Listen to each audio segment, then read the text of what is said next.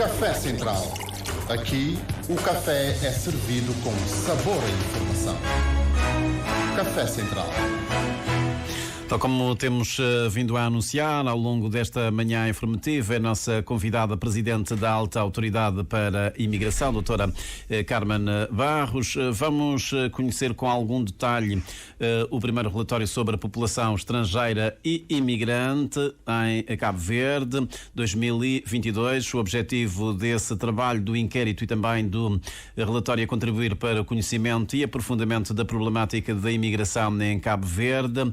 Isto através de produção de dados estatísticos oficiais que permitam a planificação, desenvolvimento, seguimento e avaliação de políticas relacionadas com a imigração. Carmen Barros, bom dia, obrigado pela disponibilidade em estar connosco aqui no Café Central. Portanto, este documento, este inquérito e relatório vem colmatar, digamos, eu não diria um vazio, mas pelo menos alguma deficiência em termos de estatísticas oficiais em relação à imigração em Cabo Verde. Bom dia.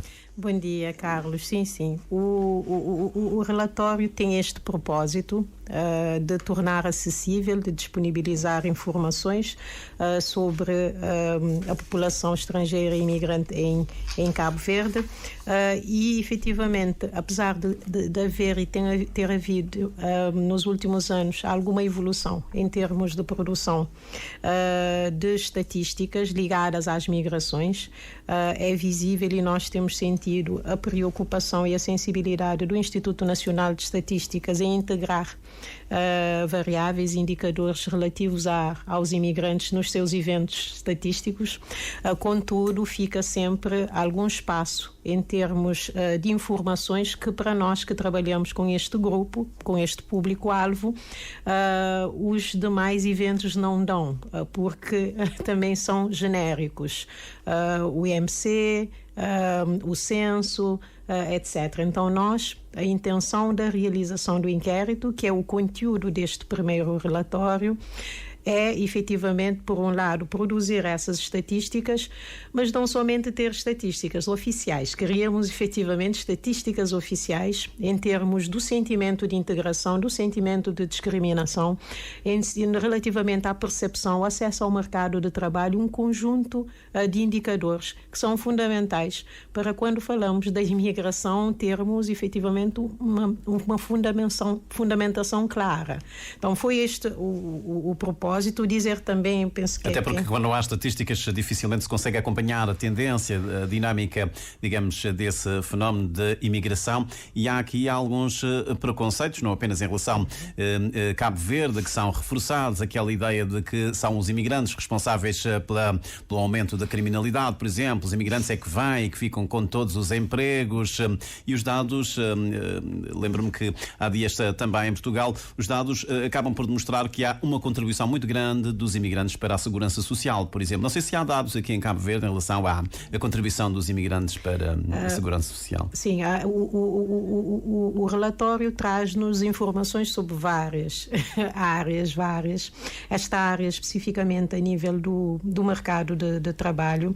O que o inquérito dá, efetivamente dá um bocadinho o que os imigrantes declaram relativamente a diferentes aspectos. O acesso à segurança social é um dos aspectos. Então, não mede efetivamente aquilo que é a contribuição, mas mede o nível de cobertura que eles declaram a nível da segurança social, que está acima dos 50%, quase 60%, o que é bastante razoável.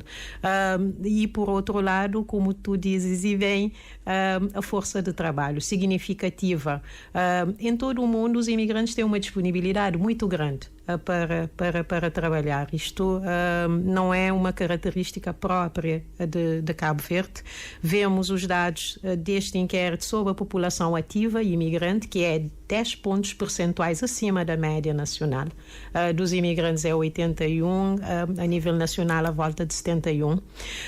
Por outro lado, a taxa de desemprego é quase inexistente na população estrangeira. Muito e bem. imigrante. Vamos tentar, eu não diria esmiuçar, mas pelo menos dar aos nossos ouvintes uma ideia dos dados que foram recolhidos e compilados por este relatório do ponto de vista da caracterização em termos demográficos, sociais e económicos, a tentar perceber neste momento, em termos de números, qual é que é a população estrangeira residente em Cabo Verde. E segundo este relatório, neste momento a população de estrangeiros imigrantes representa 2,2% da população geral de Cabo Verde, se tivermos em conta o censo de 2021. Sim, o inquérito tem por base o censo.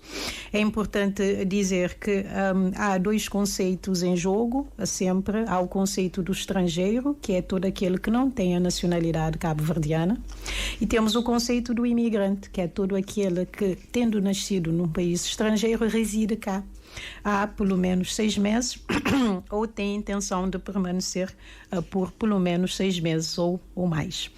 O que se fez aqui a nível deste inquérito é que se estimou mais ou menos, se constituiu uma amostra com base nessas informações relativamente a esses dois conceitos. Então foram levados em conta agregados familiares, o inquérito foi aplicado a agregados familiares que têm na sua composição pelo menos um estrangeiro ou um imigrante. A amostra foi constituída por 3.025 agregados familiares e aí foi aplicado o questionário que decorreu entre agosto e setembro do ano passado.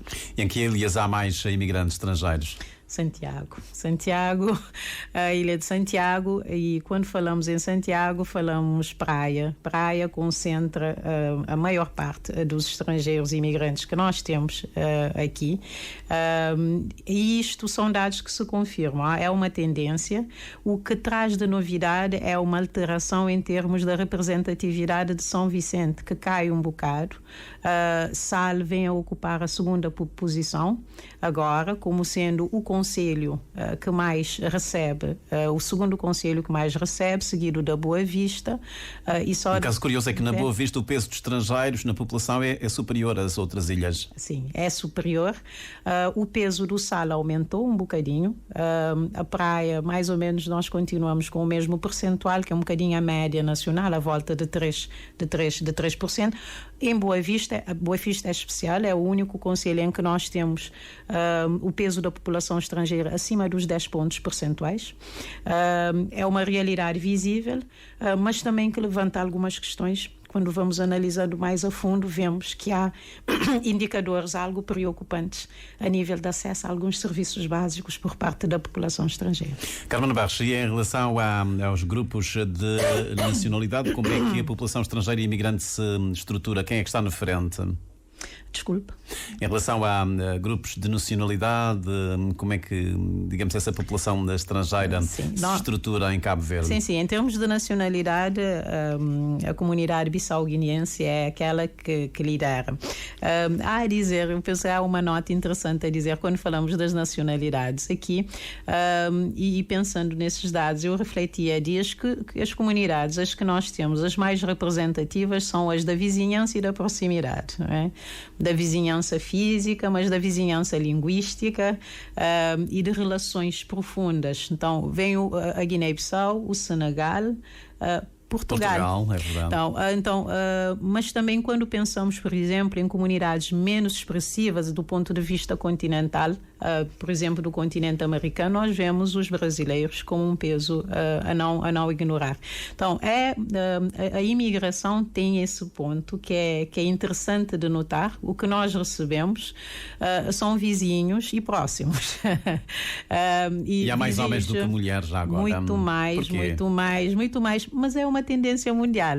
Os homens vão na frente, vão ver como é que as coisas estão e depois mandam buscar a família. Pode ser uma justificação. Eu não diria com certeza, mas pode ser uma justificação. E pensando, por exemplo, o perfil das comunidades que nós temos aqui, que são a maioria são de países africanos, da nossa sub-região, da África Ocidental, eventualmente esta pode ser uma explicação baseada, digamos assim, daquilo que é as culturas e aquilo que são as tradições. Dessa ideia o homem do toma homem. sempre dianteira. Pode ser, não diria, não temos justificações do ponto de vista mais qualitativo para explicar, mas a nível mundial as mulheres têm tido um aumento em termos de presença das migrações, e é até inclusivamente muito interessante notar o acesso aos serviços por parte da população feminina com indicadores superiores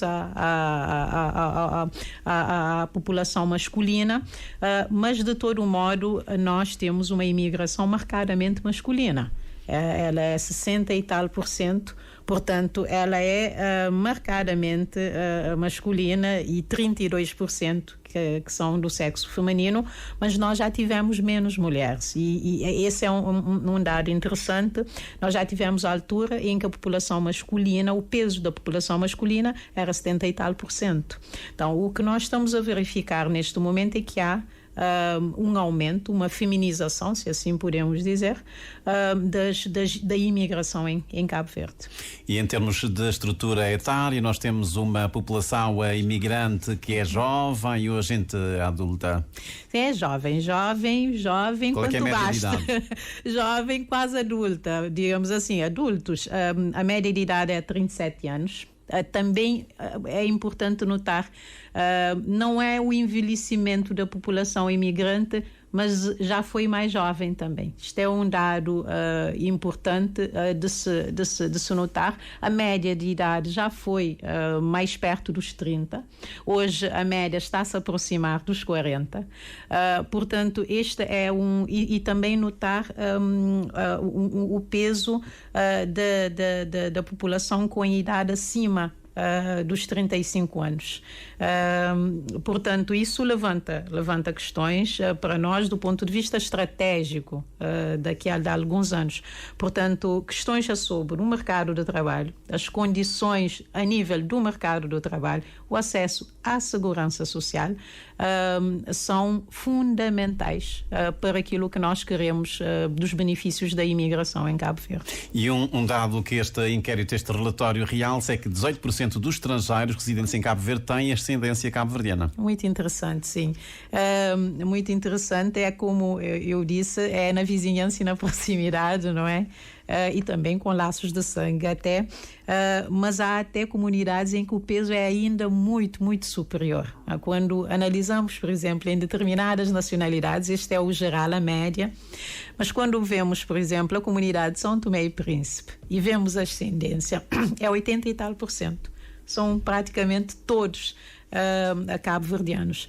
Então, da Guiné-Bissau é um bocadinho muito, muito inferior ao que efetivamente nós sentimos com a comunidade de São Tomé, mas no geral os estrangeiros têm essa ligação muito forte. Nós estamos, e esta é uma dimensão que teremos que trabalhar seguramente a nível da comunicação, da informação, de que estamos a receber pessoas que são muito próximas de nós, muito, muito, muito próximas, há mais proximidade do que distância. Em termos de religião, como a maioria vem da nossa sub-região, da CDO, portanto, onde predomina o Islão, o cristianismo aparece em segundo lugar, salvo eu. Sim.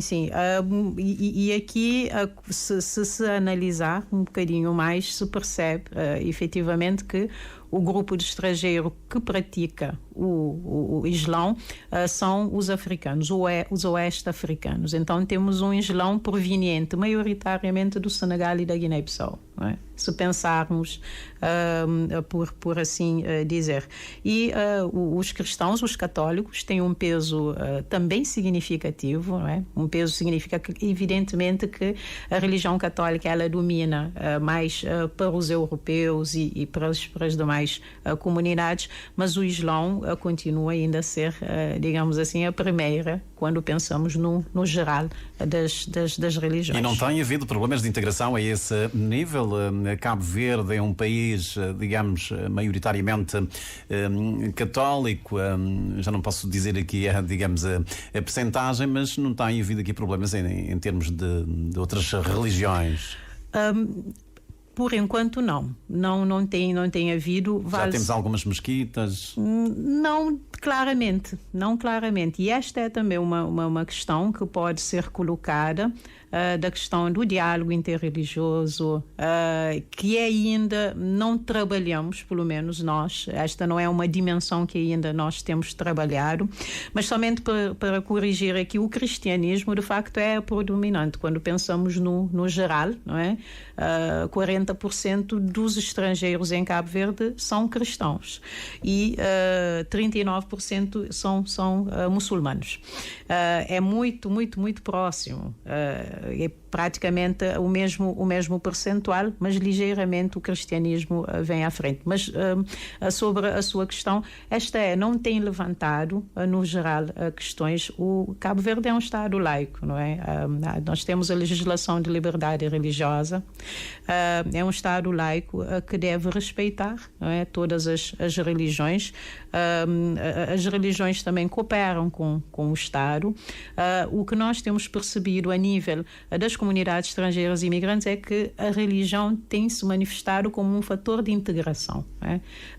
É um auxiliar, digamos assim, para as pessoas se integrarem e terem também um suporte no seio das suas comunidades. A tal rede, não é? De que fala aqui o estudo. Em termos de instrução e de escolarização, não há aqui grandes problemas, até porque a taxa de alfabetização no seio dos estrangeiros e imigrantes é bastante alta, de 94,4%. Sim, é boa e quando entramos em determinadas comunidades...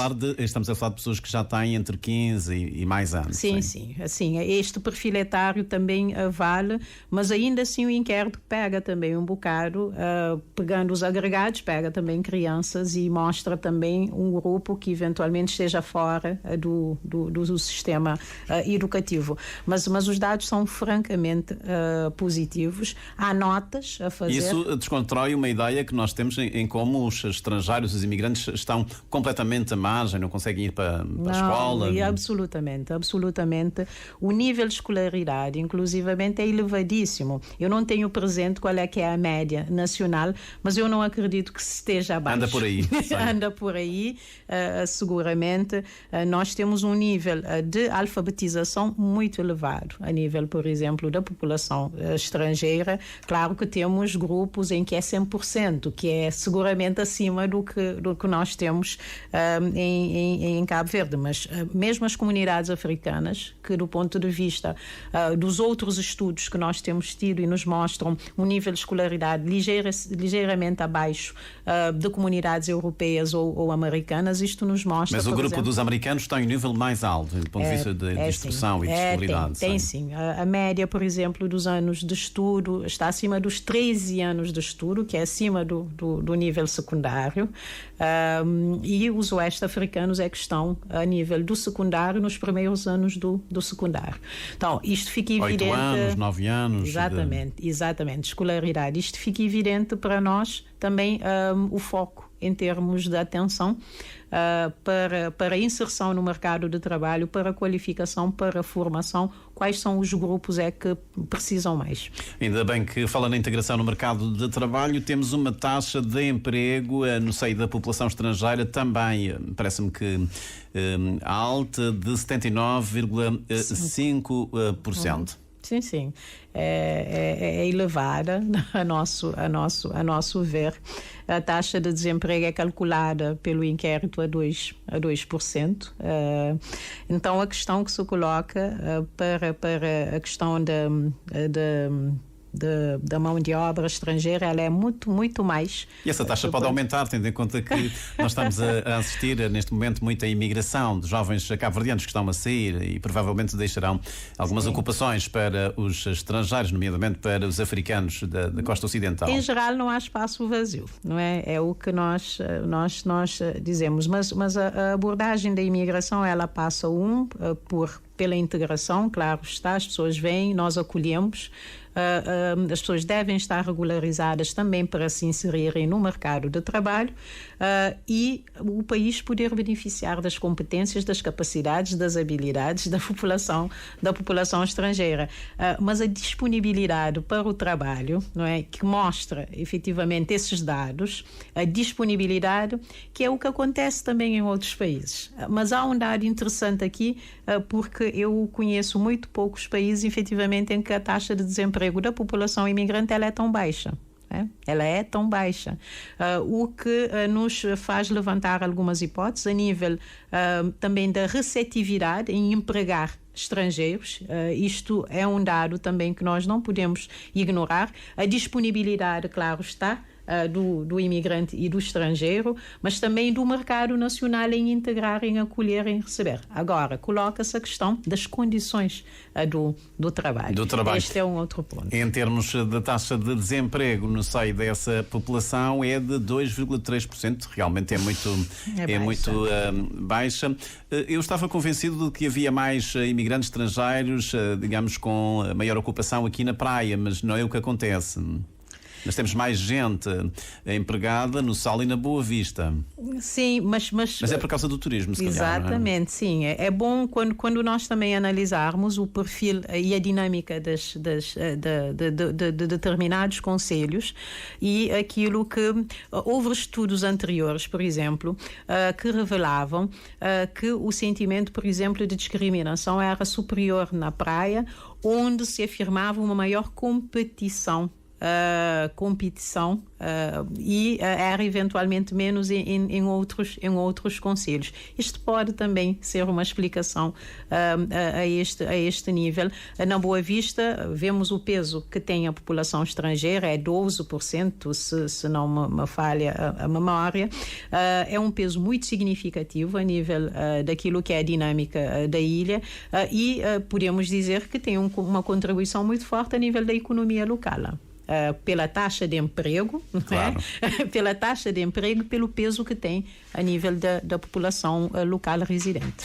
E segundo estes dados, 56,2% está inscrita no INPS.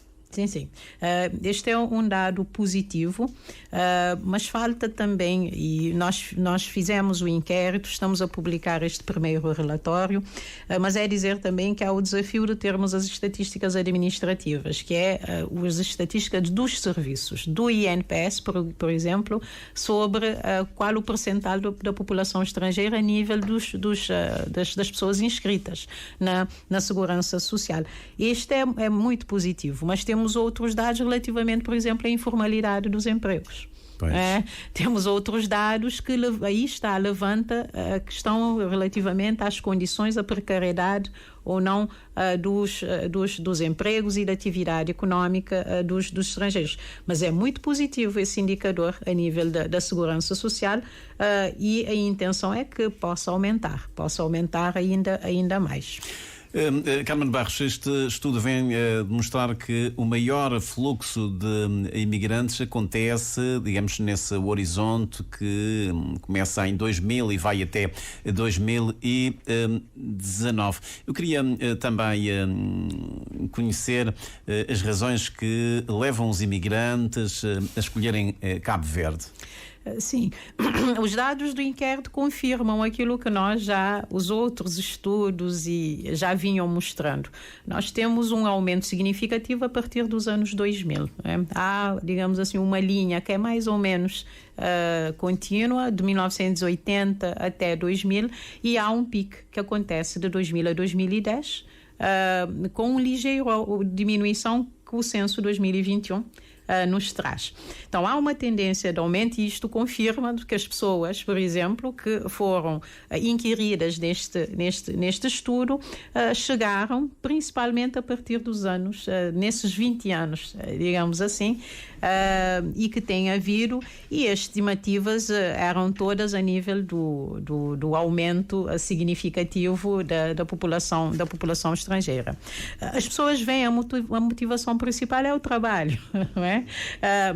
Vêm à procura de trabalho. Vêm à procura de trabalho, de realização de investimentos, de negócios, etc. Mas há também outras questões que tocam o reagrupamento familiar, mas no geral temos um perfil da população que é marcadamente para atividade económica e laboral. E conseguem enviar algum dinheiro para os familiares nos países de origem? É uma preocupação porque nos mostra a ligação e o vínculo com o país de origem, até pensando em termos de perspectivas futuras dos imigrantes, e a forma também como se percebem aqui. O envio de remessas não quer dizer exclusão, antes pelo contrário. Os imigrantes integrados é que conseguem efetivamente enviar remessas. Então isto também para nós é um indicador positivo.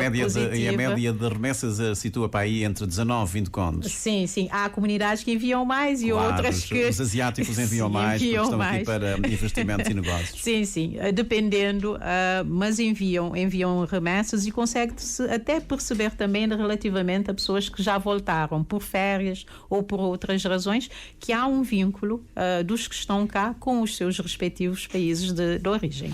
A questão de discriminação é outra dimensão que também é analisada nesse inquérito. Sim, tem sido uma preocupação nossa.